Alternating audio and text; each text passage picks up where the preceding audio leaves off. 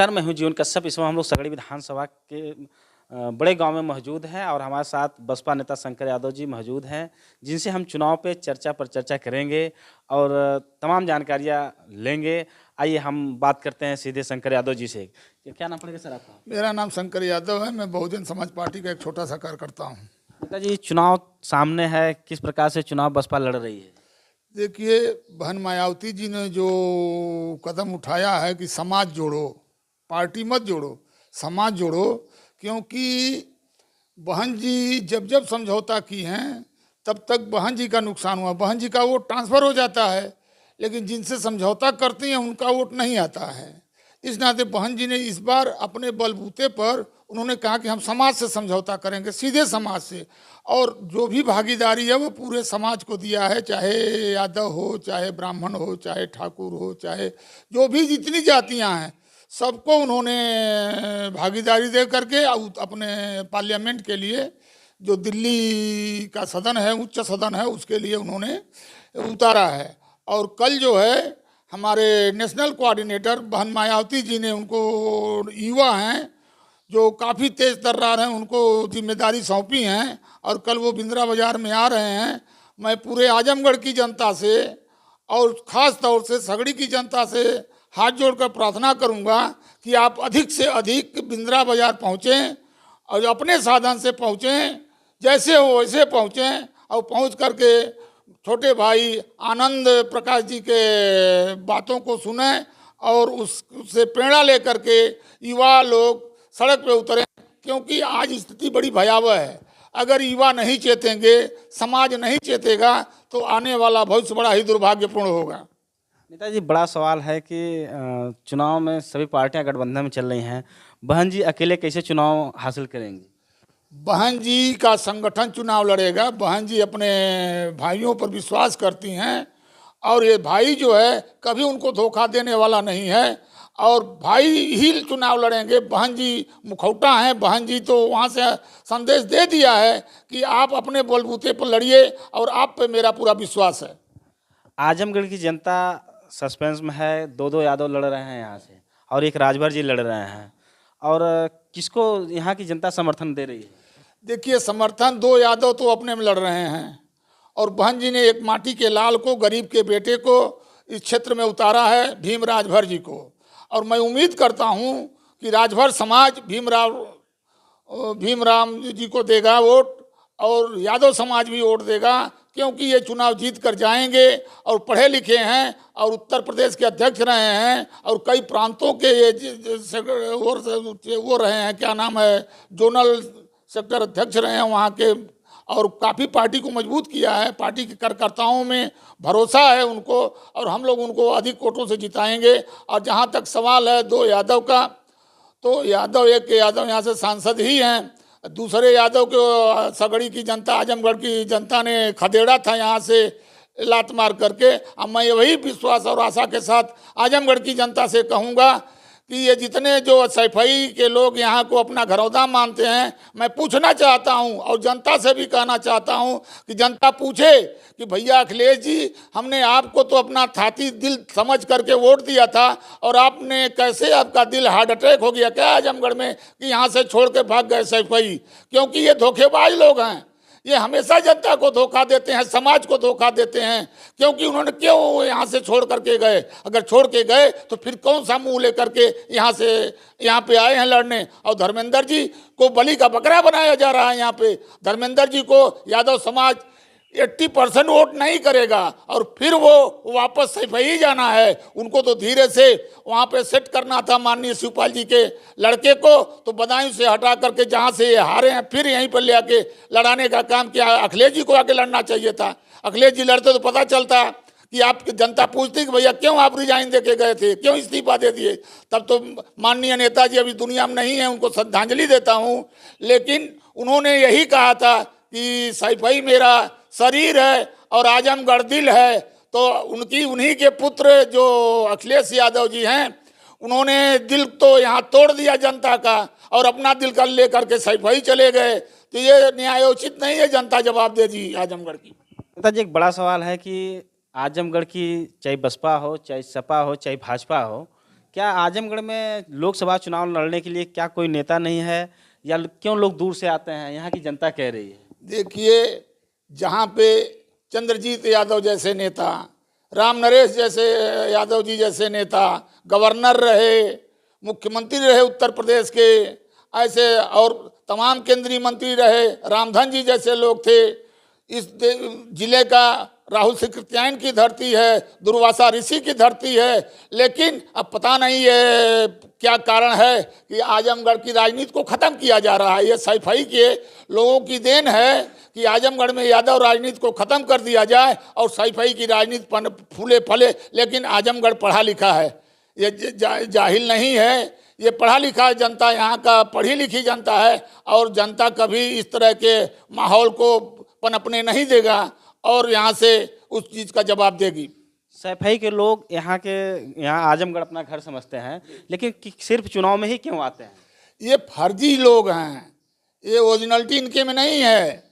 ये सोचते हैं कि सैफई में जैसे हम वहाँ पे लोगों को बरगलाते हैं, वहाँ शिक्षा है ही नहीं। अब गांव मैंने घूमा है, ये कई विधानसभाओं में मैंने घूमा, भोगांव है, और दो एक कंस्टिट्यूंसी जहाँ लोग पढ़े लिखे, स्कूल है लेकिन स्कूल में बच्चे नहीं जाते, सबके दरवाजे पर भैंस है, बकरियां हैं, ये सब है, लेकिन शिक्षा नहीं है।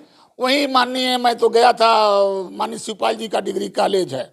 अब आप बता दीजिए कि रहते हुए इतना बड़ा स्कूल है, लेकिन उन्होंने गवर्नमेंट से एड नहीं लिया। अगर एड लेते तो शायद वो उनके हाथ से निकल, अपनी संस्थाओं को चलाते रहिए, कब्जा किए रहिए, क्योंकि वहीं मेहड़ा है कि कौन सा जगह है, वहाँ पे स्कूल है बहुत बड़ा, और वहाँ टीचर, वहाँ गाजीपुर, बलिया, आजमगढ़, देवरिया, कुशीनगर, गोरखपुर के यही टीचर है, लोकल टीचर वहाँ नहीं है। अब रखे नहीं हैं कि हैं नहीं, ये तो वही बताएंगे। बीजेपी 400 पार का नारा लगा रही है बार बार। अब देखिए, बीजेपी तो जुमलेबाज है। जब उन्होंने पूछा, पत्रकार बंधुओं ने पूछा माननीय अमित शाह जी से कि क्या लोगों के खाते में 15 लाख आएगा, आप देंगे? कह रहे छोड़िए, कहाँ ये सब जाता है, सब जनता जानती है, ये जुमला है। अब बताइए, एक पढ़ा लिखा आदमी भारत की जनता से जुमलाबाजी करे, मजाकबाजी करे, ये तो छलावा है। जनता यही सोचेगी कि हाँ भाई, वो तो सीधी सादी है, शिक्षा है ये नहीं है।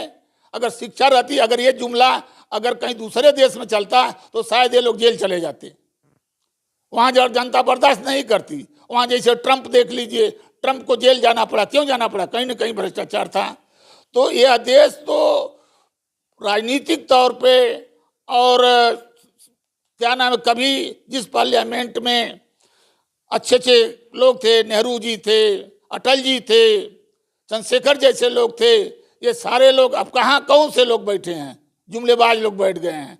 कोई भी जैसे मजाक में, जैसे गांव में खिल्लियां उड़ाई जाती हैं, उस तरह से पार्लियामेंट चलता है। क्या यही है पार्लियामेंट की गरिमा? आप चलिए विधानसभा में देख लीजिए, कोई विधानसभा का गरिमा नहीं है, जो चाहे वो बोल ले, जिसको चाहे कटाक्ष कर ले। पार्लियामेंट में ऐसी ऐसी भाषाओं का प्रयोग किया जाता है जो कि लोकतंत्र, पूरा विश्व देखता है भारत के लोकतंत्र को और जानता है कि भारत का लोकतंत्र बहुत मजबूत है, लेकिन उसको भी नेस्त नाबूद करने पर लोग जुटे हुए हैं। और भारत की जनता को अगर संविधान को बचाना है, अगर संविधान न रहता तो शायद कभी ये कहिए गुलाम हो गया होता, लेकिन संविधान इतना मजबूत बना हुआ है कि उस संविधान को भी छेड़छाड़ किया जा रहा है। बाबा साहब ने कहा था कि मैं जहाँ से छोड़ के जा रहा हूँ, अगर उसको आगे न बढ़ाना तो वहीं रोक के रखना, और तुम्हारी दुनिया की ताकत तुम्हें कोई हटा नहीं सकता। अगर संविधान पर यहाँ चाहेगी तो एक एक नौजवान जो है उसके लिए कुर्बानी देने के लिए तैयार बैठा है। नेताजी, बड़ा सवाल है कि बीजेपी चावल, गेहूँ, तमाम राशन देती है, लेकिन कभी शिक्षा पर बात नहीं करती है। क्योंकि वो जानती है कि शिक्षा पर बात करेंगे तो बात बिगड़ जाएगा, रोजगार पे बात करेंगे तो रोजगार के लिए नौजवान सड़क पे उतर जाएगा। अब बताइए कि अग्निवीर पैदा किए जा रहे हैं, माने सेना के लोगों का अपमान किया जा रहा है। ठीक है, अग्निवीर के रूप में तो है, तमाम विश्व में इस तरह से भर्तियां होती हैं, लेकिन लोग जाते हैं तो उन लोगों को समाहित करना पड़ता है दूसरे जगह पे नौकरियों में। वो एक रहता है कि आप 2 महीना 1 साल के लिए आप आएँ और देश की सेवा करें, और उसमें क्या होता है, नेशनलिटी पैदा होती है। आदमी के अंदर दिल में नेशनल के प्रति, देश के प्रति आस्था दृढ़ संकल्पित होता है। लेकिन अब ये नहीं कि आपको 2 साल की नौकरी देंगे फिर आप घर जाइए अपना खेती बाड़ी करिए, वो झाड़ू लगाने लायक भी नहीं रह जाएगा।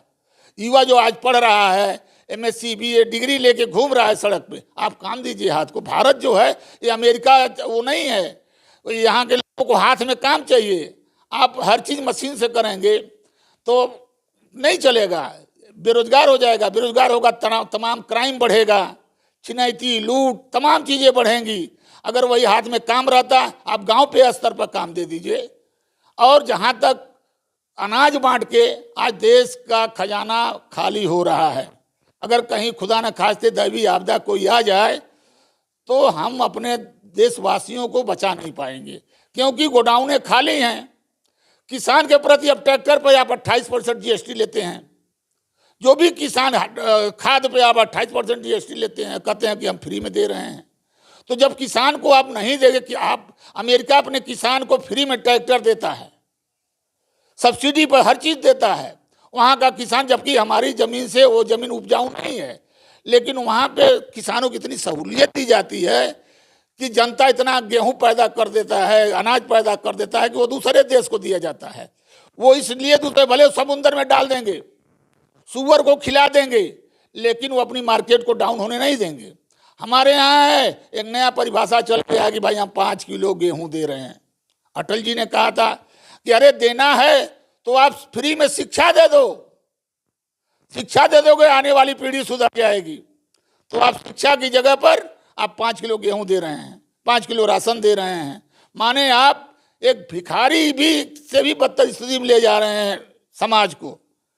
समाज क्या है, आप शिक्षा दे देते तो शायद आदमी बच्चे को पढ़ता बढ़िया शिक्षा ग्रहण करता। ये मैं नहीं कहता हूँ शिक्षा के बाद नौकरी करेगा, कोई भी काम करेगा जब आदमी, तो वो सिस्टमेटिक ढंग से काम करेगा और अपने हित में करेगा। समाज में क्या बुराई फैल रही है उसके विपरीत वो काम करेगा कि बुराई ना फैले, लोगों में संबंध कैसा होना चाहिए। शिक्षित रहेगा तो संबंध के बारे में जानेगा। अगर आप उनको शिक्षा से वंचित कर देंगे तो आने वाली पीढ़ी विकलांग, मानसिक तौर से गुलाम यही होंगे। नेताजी, एक बड़ा सवाल है कि पेपर हो रहे हैं लेकिन लीक हो जा रहे हैं, लेकिन लोग कहते हैं कि बीजेपी सरकार बुलडोजर बहुत तेजी से चलाती है। क्या उनको घरों पे क्यों बुलडोजर नहीं चलता है जो पेपर लीक कराते हैं? भाई देखिए, चोर चोर मौसियाउत भाई, ये साजिश रहती है कि हम तो पेपर करा रहे हैं लेकिन उसको लीक कर दो, लीक कर दोगे तो हम तो 4 लोगों को जेल भेजेंगे, ये हुआ वो हुआ। और शिक्षा तो दोनों तरफ से गई। माननीय मुलायम सिंह जी थे तो हमको वोट दे दो, हमारी सरकार बना दो, बिना पढ़े हम आपको हाई स्कूल पास कर देंगे। अब बताओ, जो बिना पढ़े हाई स्कूल पास हो जाएगा, इंटर पास हो जाएगा, BA कर लेगा, डॉक्टरी पास कर ले, इंजीनियरिंग पास कर ले, तो वो डॉक्टर जाके क्षेत्र में किसकी दवा करेगा? वो पशु को भी दवा नहीं दे सकता। अगर वेटनरी का डॉक्टर बनता है तो इंसान का MBBS करता है तो उसको दवाइयाँ नहीं मालूम होगी तो देगा क्या, जहर बांटेगा? तो इसी तरह जब शिक्षा खत्म हो जाएगी तो लोग एकदम गंवार बन के, जैसे पहले समाज के लोग थे, आज से 100 साल पहले जो स्थिति जितनी थी कि पढ़ाई का अधिकार नहीं था। जब पढ़ाई का अधिकार नहीं था तो लोग जाहिल थे। उनके सारे 85% तबका जो है अनपढ़ था और 15% शिक्षित था, और 85% के सारे कुर्सियों पर 10-15% के लोग बैठ गए, आज भी बैठे हुए हैं। लेकिन अब जो है, मैं तो लोग कहते हैं अंग्रेज लूट के ले गए। अंग्रेज क्या लूट के ले गए? जितना ले गए लूट के उससे ज्यादा दे गए। आज सड़कें तरस जाते लोग, रेल के लिए तरस जाते। अंग्रेजों की देन है कि रेल बन गई, पुल पुलिया बना, शिक्षा का अधिकार मिला। और शिक्षा के अधिकार में सबसे बड़ा योगदान बाबा साहब भीमराव अम्बेडकर जी का है, जिन्होंने संविधान में चुन करके वह छंद रखा, वह धारा रखा। उस धारा RPC के तहत हमें शिक्षा मिलती है और हम सीना तान के चलते हैं। नहीं तो आज स्थिति बड़ी गुलामी से भी बदतर होती। जिस तरह से उन्होंने शिक्षा ग्रहण किया, उस समय उनको कुएं पर पानी नहीं पीने दिया जाता था, उन्हें साथ बैठ के पढ़ने नहीं दिया जाता था। यहीं भी वही हालत थी, इंसान के कमर में झाड़ू बांधा जाता था। गले में हाड़ी लटकाई जाती थी, उसकी परछाई नहीं काढ़ी जाती थी। लेकिन अब ज्योतिबा फुले, उनकी पत्नी शिक्षा की जोत जलाई थी अंग्रेजों के समय में, उनके बाद तमाम प्रताड़नाएं हुई, लेकिन उससे अडिग होकर के एक सर्वप्रथम महिला, मुस्लिम महिला, वो भी साथ में खड़ी थी। मैं सारे लोगों को बधाई दूंगा, श्रद्धा का सुमन अर्पित करता हूं कि आप जैसे महापुरुषों के द्वारा हमें दिए गए संदेश आज हम लोग फॉलो कर रहे हैं, उस पर चल रहे हैं। कल आकाश आनंद जी आ रहे हैं, क्या तैयारियां चल रही हैं? जिले में प्रथम आगमन है उनका, तो क्या तैयारियां चल रही हैं? देख, तैयारी चल रही है, चुनाव चल रहा है, चुनावी रैली है। चुनावी रैली में बहुत ज़्यादा तो नहीं, लेकिन चुनाव आचार संहिता को देखते हुए हर आदमी पहुंचेगा, जैसे पहुंचेगा। और मैं जिले की जनता से हाथ जोड़ के प्रार्थना करूंगा, और खास तौर से सगड़ी की जनता से मैं हाथ जोड़कर नम्र निवेदन करता हूं कि आप पैदल जैसे हो, बसें चलती है, बैठ जाओ, ये जा कर के बिंद्रा बाजार में हमारे माननीय छोटे भाई आनंद आकाश जी की बातों को सुने और लाभ उठाएं, उससे आकर के उनकी प्रेरणा लेकर के उनसे काम करें क्षेत्र में, जनता के बीच।